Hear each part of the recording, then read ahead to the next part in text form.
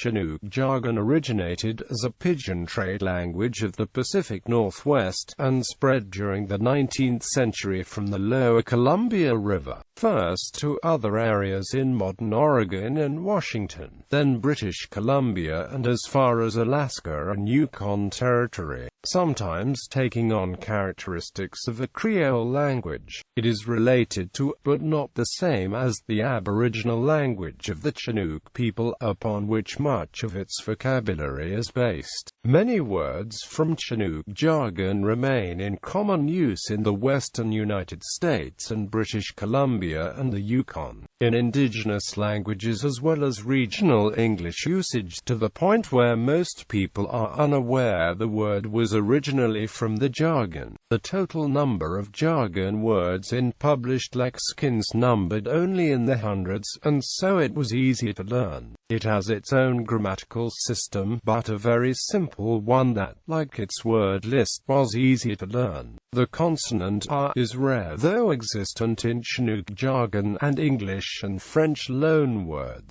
such as rice and merci, have changed in their adoption to the jargon to ice and marzi, respectively.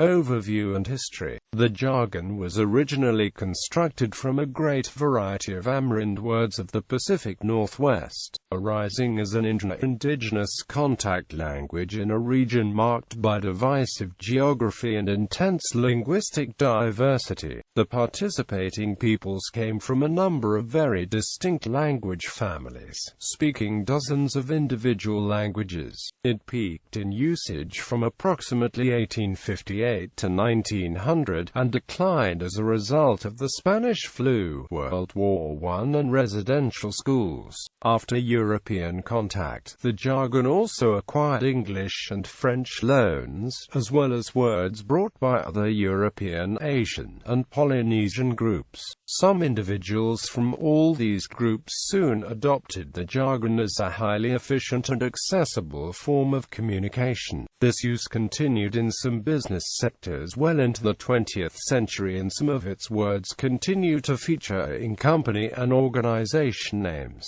as well as in the regional toponymy. In the Diocese of Kamloops, British Columbia, hundreds of speakers also learned to read and write their jargon using Dutlon shorthand via the publication Kamloops Wawa. As a result, the jargon also had the beginnings of its own literature, mostly translated scripture and classical works, and some local and episcopal news, community gossip and events, and diaries. Novelist and early Native American activist Mara Ellis Ryan used Chinook words and phrases in her writing. In Oregon, Chinook jargon was widely used by Indians, trappers, traders, employees of the Hudson's Bay Company, missionaries, and pioneers who came across the Oregon Trail from the 1830s-1870s. In Portland's first half-century, there were frequent trade interactions between pioneers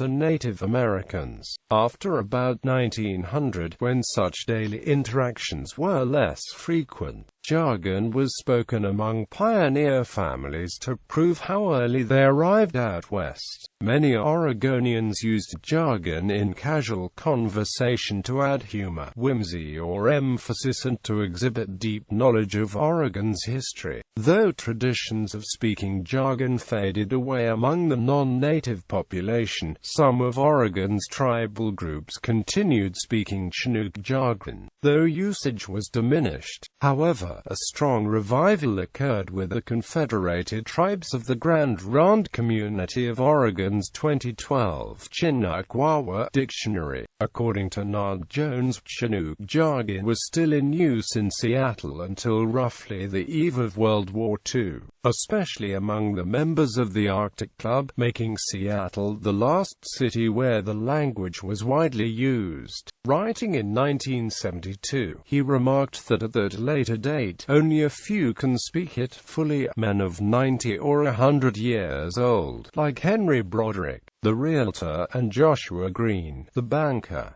Jones estimates that in pioneer times there were about 100,000 speakers of Chinook jargon. Name. Most books written in English still use the term Chinook jargon, but some linguists working with the preservation of the creolized form of the language used in Grand Ronde, Oregon prefer the term Chinook Wawa. Historical speakers did not use the name Chinook Wawa, however, but rather the Wawa or Lelang. NB Wawa also means speech or words. Hava Wawa means hold a parley, even in idiomatic English today. And Lelang also means the physical body part, the tongue. The name for the jargon varied throughout the territory in which it was used. For example, Skokomhayu in the Boston-Barleton area of the Fraser Canyon, or in many areas simply just the old trade language. Origins and evolution. There is some controversy about the origin of the jargon, but all agree that its glory days were during the 19th century. During this era, many dictionaries were published in order to help settlers interact with the First Nations people already living there. The old settler families, as in the Pacific Northwest, sent communiques to each other, stylishly composed entirely in the Chinook. Many residents of the British Columbia city of Vancouver spoke Chinook jargon as the first language, even using it at home in preference to English. Among the first Europeans to use Chinook jargon were traders, trappers, voyagers, coureurs des bois and Catholic missionaries. Hawaiians and Chinese in the region made much use of it as well. In some places, Kanakas married into the First Nations and non-native families, and the particular mode of the jargon is believed to have contained Hawaiian words, or Hawaiian styles of pronunciation. Similarly, the jargon as spoken by a Chinese person or a Norwegian or a Scot will have been influenced by those individuals' native speaker terms and accents, and in some areas the adoption of further non-Aboriginal words has been observed. The Chinook jargon naturally became the first language in multiracial households, and also in multi-ethnic work environments such as canneries and lumber yards and ranches, where it remained the language of the workplace well into the middle of the 20th century. During the gold rush, Chinook jargon was used in British Columbia by gold prospectors and royal engineers. As industry developed, Chinook jargon was often used by cannery workers and hop pickers of diverse ethnic background. Loggers, fishermen and ranchers incorporated it in the jargon. A heavily creolized form of Chinook jargon is still spoken as a first language by some residents of Oregon, much as the Amiakutis language Mechief is still spoken in Canada. Hence, Chinook Wawa, as it is known in Oregon, is now a Creole language, distinct from the widespread and widely varied pronunciation of the Chinook jargon as it spread beyond the Chinookan homeland. There is evidence that in some communities the jargon had become creolized by the early 19th century, but it would have been among the mixed French, Amiakutis, Algonquian, Scots and Hawaiian population there, as well as among the natives around the fort. At Grand Ronde, the resettlement of tribes from all over Oregon in a multi-tribal agency led to the use of Chinook Wawa as a common tongue among the linguistically diverse population. These circumstances led to the creolization of Chinook Wawa at Grand Ronde. There is also evidence that creolization occurred at the Confederated Tribes of Siletz Reservation paralleling Grand Ronde, although due to language revitalization efforts being focused on the Tolowa language, Chinook fell out of use. No studies of British Columbia versions of the jargon have demonstrated creolization, and the range of varying usages and vocabulary in different regions suggests that localization did occur, although not on the pattern of Grand Ronde where Wasco It and other peoples adopted and added to the version of the jargon that developed in Grand Ronde. First language speakers of the Chinook jargon were common in BC, both native and non-native, until the mid-20th century, and it is a truism that while after 1850 the Wawa was mostly a native language in the United States portion of the Chinook-speaking world, it remained in wide use among non-natives north of the border for another century, especially in wilderness areas and working environments. Local creolizations probably did occur in British Columbia, but recorded materials have not been studied since they were made due to the focus on the traditional aboriginal languages. Many believe that something similar to the jargon existed prior to European contact, but without European words in its vocabulary. There is some evidence for a Chinook and Nuu-Chah-Nulth lingua franca in the writings of John Jewett and also in what is known as the Berkeley Sound word list for the area of Euclid and Alberni. Others believe that the jargon was formed within the great cultural cauldron of the time of contact, and cannot be discussed separately from that context, with an appreciation for the full range of the jargon-speaking community and its history. Current scholarly opinion holds that a trade language of some kind probably existed prior to European contact, which began morphing into the more familiar Chinook jargon in the late 1790s, notably at a dinner party at Nootka Sound where Capts Vancouver and Bodega Y-Quadra were entertained by Chief Macquinna and his brother Calicum, performing a theatrical using mock English and mock Spanish words and mimicry of European dress and mannerisms. There evidently was a jargon of some kind in use in the Queen Charlotte, but this Haida jargon is not known to have shared anything in common with Chinook jargon, or with the Nuktan Chinookan proto-jargon, which is its main foundation. Used Pacific Northwest historians are well acquainted with the Chinook jargon in name if not in the ability to understand it. Mentions of and phrases of Chinook jargon were found in nearly every piece of historical source material before 1900. Chinook jargon is relatively unknown to the rest of the population, perhaps due to the great influx of newcomers into the influential urban areas. However, the memory of this language is not likely to fade entirely. Many words are still used and enjoyed throughout Oregon, Washington, British Columbia, and Alaska. Old-timers still dimly remember it, although in their youth, speaking this language was discouraged as slang. Nonetheless, it was the working language in many towns and workplaces, notably in ranching country and in canneries on the British Columbia coast, where it was necessary in the strongly multi-ethnic workforce. Place names throughout this region bear jargon names and words are preserved in various rural industries such as logging and fishing. The Chinook jargon was multicultural and functional.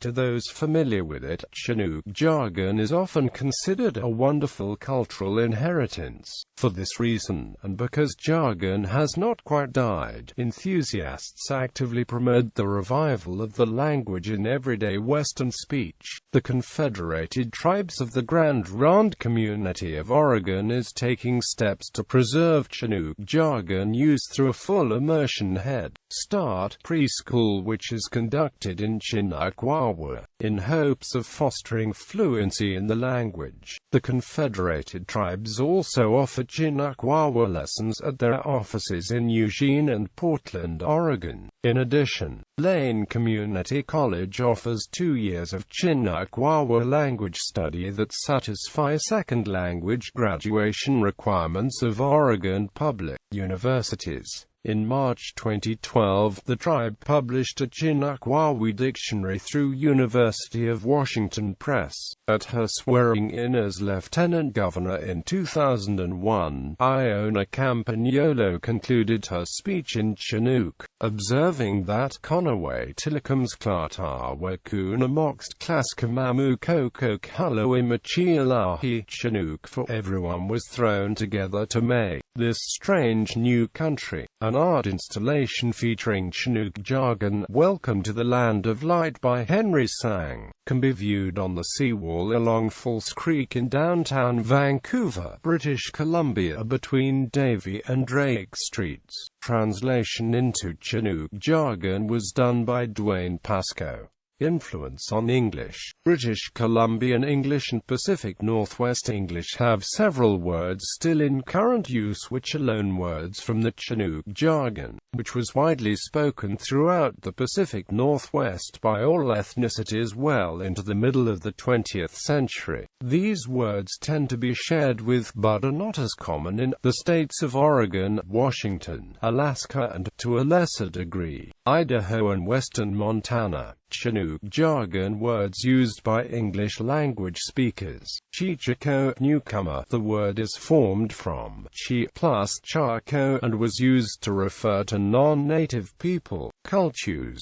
means bad, worthless, useless, ordinary, evil or taboo. Cultus ictus means worthless stuff. Hayu, less common nowadays, but still heard in some places to mean a party or gathering. For the Chinook, for many, or several, or lots of. The Big Hayu was a week-long joint celebration of Dominion Day and the glorious 4th in the Fraser Canyon town of Lillooet, featuring horse races, gambling, a rodeo and other festivities.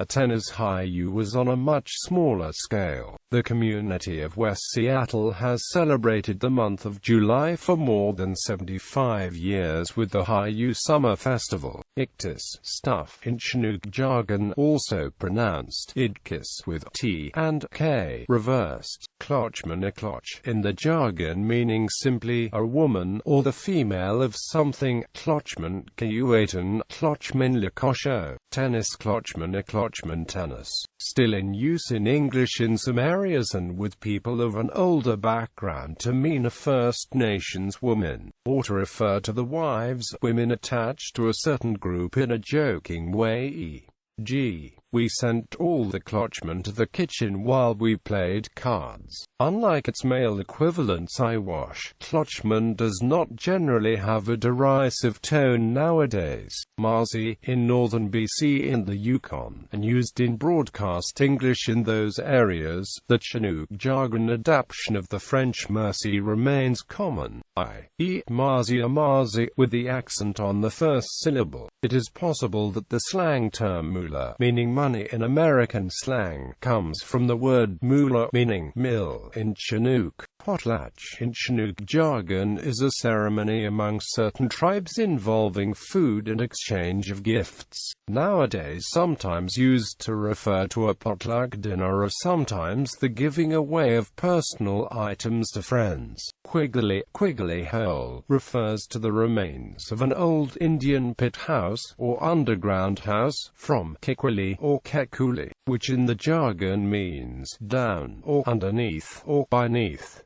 Siwash, properly a First Nations man, but sometimes used for women as well. Nowadays considered extremely derogatory but still in use, typically with the connotation of drunken no good Indian. Historically it did not necessarily have this connotation and was the generic term for natives to the point where some writers thought there was a Siwash tribe in the region.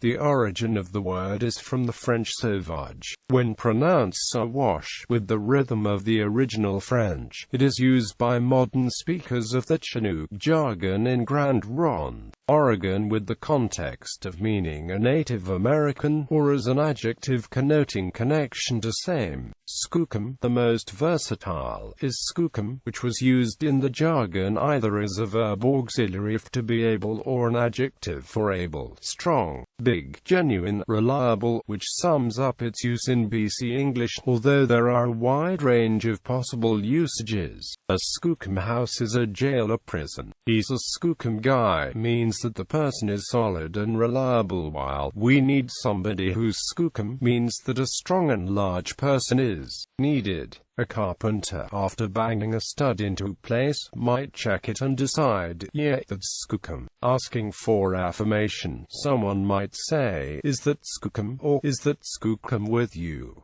Skookum can also be translated simply as okay, but it means something a bit more emphatic. The Styx means forest, retrograde to English slang for backcountry. Tilikum means people, person, family, and people. Tolo, used in Western Washington to mean a semi-formal dance, analogous to the homecoming ball, to which girls ask boys for the Chinook for to win. Tai, leader, chief, boss. Also, big tai in the context of boss or well-known person. In Campbell River and in the sport fishing business, a really big Chinook salmon is a tai. In the jargon, tai meant chief and could also be an adjective denoting big, as with tai salmon or tai lamel. A highest tai means important big ruler, leader, i.e. king, big boss, important ruler, and is also sometimes used in English in the same way as big tai, e.g., he was the undisputed highest tai of all the country between the Johnston Strait and Comox. This was also the common title used for the famous chiefs of the early era, such as Mackinac, for whom it was applied by Captain Vancouver and others in the context of king. The highest Clochman Tai, great woman ruler, roughly Her Majesty, was the historical term for Queen Victoria. The word Tai was commonly used and still occurs in some local English usages meaning boss or someone in charge. Business and local political and community figures of a certain stature from some areas are sometimes referred to in the British Columbia papers and histories by the old chiefly name worn by Mackinac and King Comley and Nicola. A man called highest Tai would have been a senator, a long-time MP or MLA, or a business magnate with a strong local power base, long-time connections, and wealth from and because of the area. There is a popular BC news site named the Tai. Notable non-natives known to speak Chinook jargon: Francis Jones Barnard, Francis Stillman Barnard, Sir Matthew Bailey Begbie, Franz Boas, Sir James Douglas, Father Jean-Marie Raphael Lejeune, Sir Richard McBride, John McLaughlin, Robert William Service, Theodore Winthrop.